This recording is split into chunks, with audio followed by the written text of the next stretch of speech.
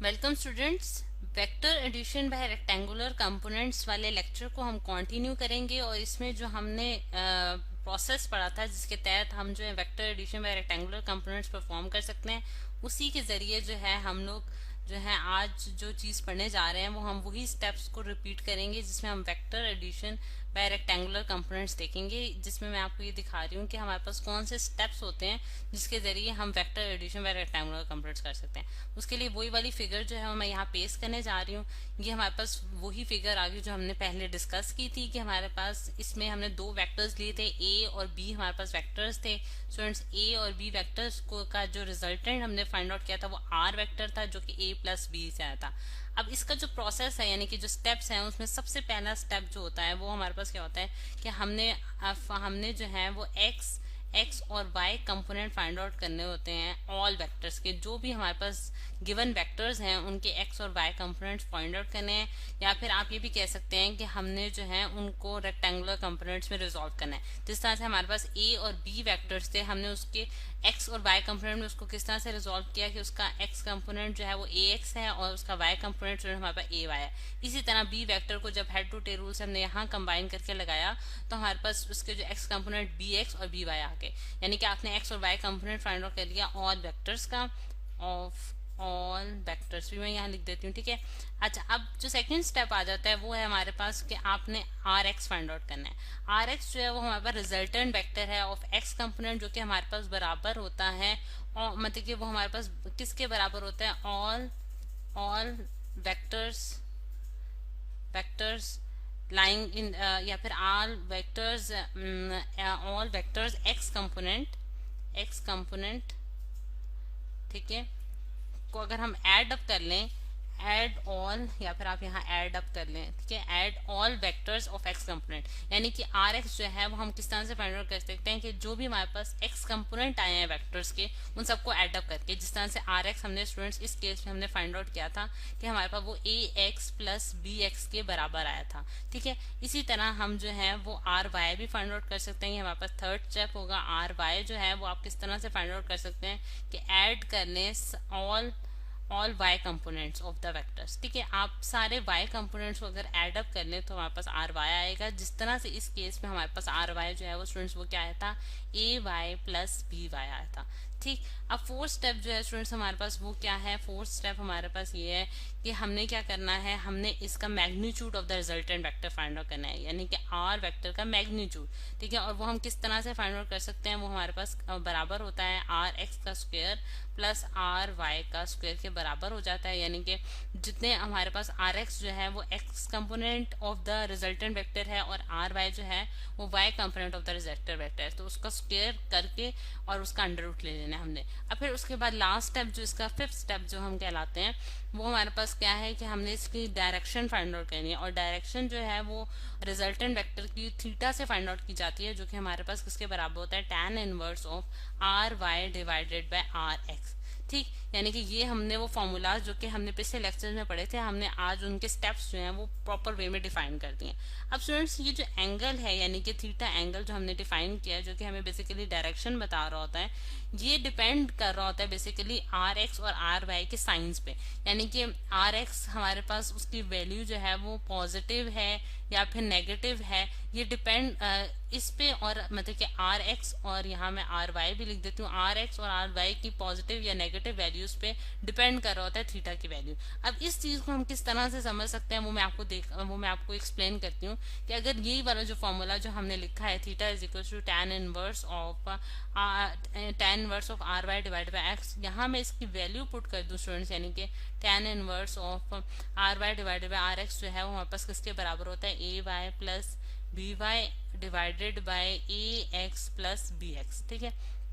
अब इस चीज को जो है मैंने जो है अगर मैं इसको फाई का नाम दे देती हूँ, यानी कि यहाँ मैं थीटा के बजाय यहाँ मैं अब आपको रेस करके दिखाती हूँ कि यहाँ मैं थीटा के बजाय फाई लिख देती हूँ, ठीक है, जस्ट ये मैं आपको एक्सप्लेन करना चाह रही हूँ इसका एक कॉन्सेप्ट, यानी कि phi is equal to tan inverse of A Y plus B Y divided by A X plus B X. अब हमने जो यानी कि स्टूडेंट्स हम जो फाइंड आउट करना चाह रहे हैं इस केस में वो हमारे पास क्या है, हमने एंगल थीटा फाइंड आउट करना है जो कि रिजल्टेंट वेक्टर बना रहा है एक्स एक्सिस के साथ, यानी कि ये हमारे पास रिजल्टेंट वेक्टर है और ये हमारे पास एक्स एक्सिस है। एक्स एक्सिस के साथ जो एंगल बनाता है थीटा वो हमने फाइंड आउट करना चाह रहे हैं। लेकिन इस केस में हमने क्या किया है, जो कैलकुलेशन से हमारे पास रिजल्ट आया है, यानी कि आप इस केस में कैलकुलेशंस का मेरे पास मैं क्या मतलब लेना चाह रही हूँ, मेरा मतलब यह है कि आप ए वाई की वैल्यू पुट करेंगे प्लस बी वाई की वैल्यू पुट करेंगे divided by A X plus B X, और tan इनवर्स जब उसका लेते हैं तो आपके पास एक कैलकुलेटर की मदद से आपके पास एक आंसर आएगा जो कि फाई आंसर आएगा।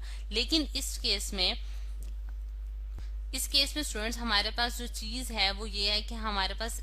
जो ये इसकी वैल्यू है आर एक्स और आर वाई की, वो बहुत इंपॉर्टेंट रोल करती है एंगल फाई को फाइंड आउट करने में। अब उसके लिए मैं आपको एक फिगर दिखाती हूँ कि जिस तरह से ये मैंने फिगर यहाँ पेश कर दिया स्टूडेंट्स कि जिस तरह से आप देख सकते हैं कि अगर हमारे पास यहाँ इस केस में अगर मेरे पास y और x लिखा हुआ है, इसकी जगह मैं आपको बताती हूँ कि मेरे पास अगर यहाँ ब्लैक कलर से शो कर देते हैं कि हमारे पास अगर r, यानी कि इसका मतलब यही है कि आर एक्स और आर वाई की वैल्यू अगर हमारे पास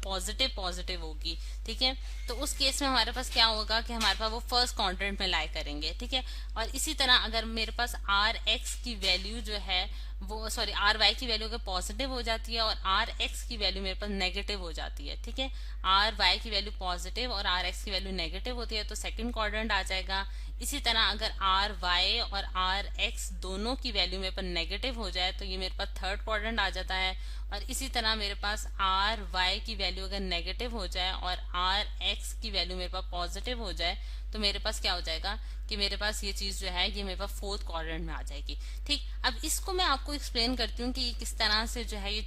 हम एंगल थीटा किस तरह से फाइंड आउट करेंगे। इसमें सबसे पहले हम देखते हैं फर्स्ट क्वाड्रेंट की बात करते हैं। फर्स्ट क्वाड्रेंट में जिस तरह से अगर मैं आपको एक फिगर दिखाऊं कि ये मेरे पास एक्स एक्सिस है और ये स्टूडेंट्स मेरे पास वाई एक्सिस है, ठीक है। अगर मेरे पास ये ओरिजिन है इसका, अगर मेरे पास वेक्टर जो है वो रिजल्टेंट वेक्टर की मैं बात कर रही हूँ, यहाँ मैं आर लिख भी देती हूँ। रिजल्टेंट वेक्टर का एंगल जो कि कैलकुलेटर की मदद से आपने फाइंड आउट किया वो आपका फाई आता है, ठीक है। इस केस में हमारे पास आर एक्स और आर वाई दोनों जो है उनकी वैल्यूज क्या आई है, पॉजिटिव आई है, यानी कि यहाँ भी वैल्यू पॉजिटिव है, यहाँ भी वैल्यू पॉजिटिव है, यानी कि जब कैलकुलेटर से उसका रिजल्ट निकाला गया तो पॉजिटिव वैल्यूज आ रही हैं। और जब आपने उसका tan इनवर्स लिया तो अगेन आपके पास कोई पॉजिटिव वैल्यू आई, तो उस केस में हमारे पास जो थीटा होता है स्टूडेंट्स, थीटा जो होता है वो फाई के बराबर आ जाता है, ठीक है। यानी कि आपका रिजल्टेंट वेक्टर जो है वो हमारे पास फर्स्ट क्वाड्रेंट में लाई कर है। अगर हमारे पास सेकंड केस अगर हम देखते हैं कि अगर मेरे पास वेक्टर जो है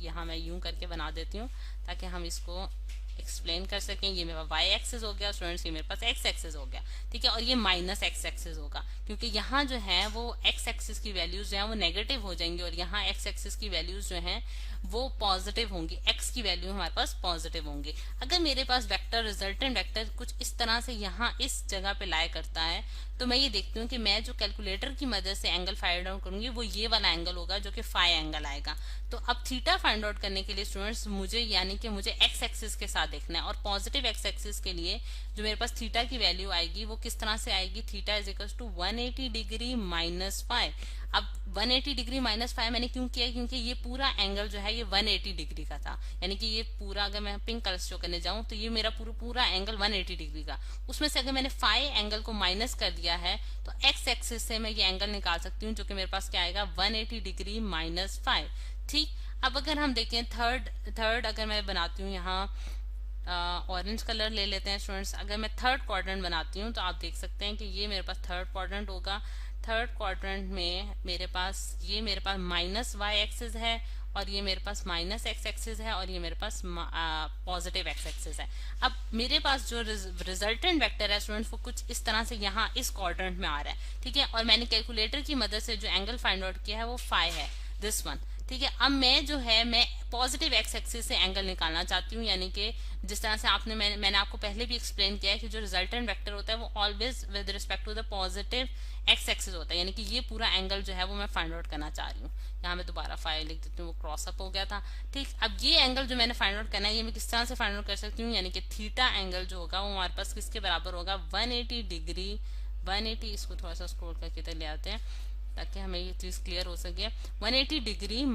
प्लस 5, ठीक है, 180 डिग्री प्लस 5, यानी कि आपने ये पूरा एंगल आपका 180 डिग्री का है और उसमें आपने 5 एंगल जो है वो एडअप कर दिया, तो आपका थीटा एंगल आ गया जो कि 180 डिग्री प्लस 5 के बराबर आ गया। अब इसी तरह स्टूडेंट्स हम जो है फोर्थ क्वाड्रेंट में दिखते हैं कि अगर हमारे पास फोर्थ क्वाड्रेंट में वेक्टर लाई करे तो वो किस तरह से दिखेगा हमें। ये मैं अगेन जो है वो एक्सेस ड्रॉ कर रही हूँ। ये मेरे पास नेगेटिव एक्स एक्सिस है, ये मेरे पास पॉजिटिव एक्स एक्सिस है, और ये मेरे पास y की लाइन आगे y, ये हमारे पास -y है, और इसके ऊपर जो है वो पॉजिटिव y जो है वो लाई करेगा। अब अगर मेरे पास फोर्थ क्वाड्रेंट में वेक्टर लाई करता है, यानी कि रिजल्टेंट वेक्टर मेरे पास फोर्थ क्वाड्रेंट में लाई करता है, और वो कब लाई करेगा, जब मेरे पास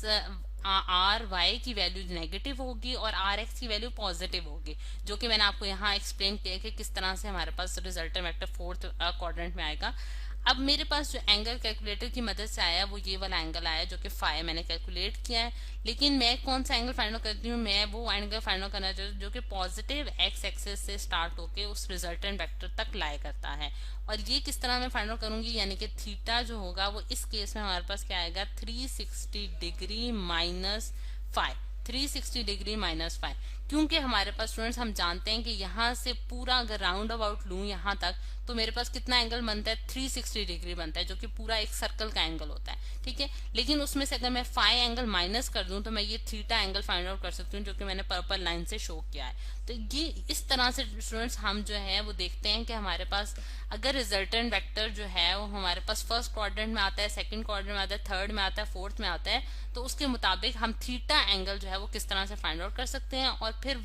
फर्स्ट क्वाड्रेंट और सेकंड क्वाड्रेंट और थर्ड क्वाड्रेंट की हमने ये भी देख लिया कि वो किस तरह से पॉजिटिव, अगर दोनों पॉजिटिव हैं तो इसका मतलब है फर्स्ट क्वाड्रेंट में लाई करेंगे, अगर पॉजिटिव नेगेटिव है तो फिर सेकंड क्वाड्रेंट में, दोनों नेगेटिव हैं तो थर्ड में, और अगर नेगेटिव एक मतलब वाई एक्स एक्सिस जो है वहां पर पॉजिटिव है और वाई एक्सिस नेगेटिव हो तो वो फोर्थ क्वाड्रेंट में लाई करते हैं। तो इस तरह से हम जो है वो direction of the resultant vector जो है वो फाइंड आउट कर सकते हैं बाय यूजिंग दिस मेथड।